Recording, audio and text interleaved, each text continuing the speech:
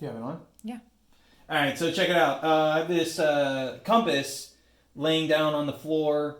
The needle is beneath the solenoid, the coiled wire, and which is lined up, north to south. So the needle is also lined up north to south. You might not be able to see it, but north on the compass face is here. The compass needle, is pointing in that direction. So that means that north, at least in my house where we're at in the world, north is in this direction. If you were actually here or this or in the class, you get your phone, pull up the compass app. You basically like verify that, that is true. Of course, this compass needle is operating based off the magnetic field of the Earth, so it's forced in that direction because of the magnetic field of the Earth. The compass app on your phone, of course, is not.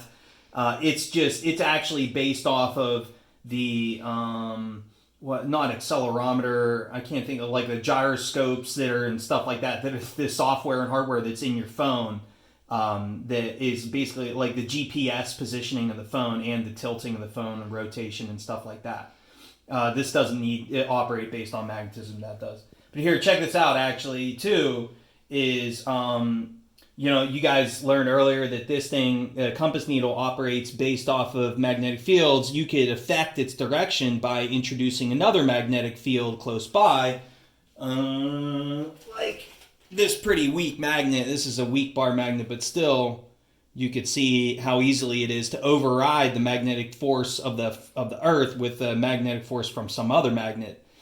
Well, and then you guys just learned that electromagnets, basically anything with electricity, with current flowing through, with electrons flowing through it, gives off a magnetic field too. Electromagnet. So one of those is like a phone. Your phone is an electromagnet because it has current flowing through it. It runs on electricity. Here, check it out.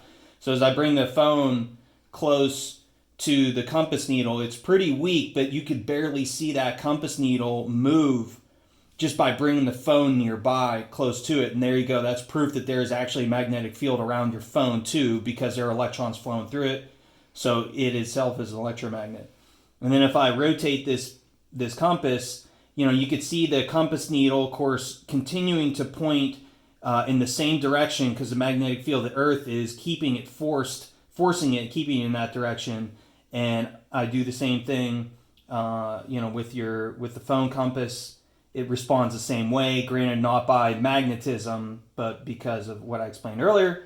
The regular compass, responds because of the magnetic field of the Earth.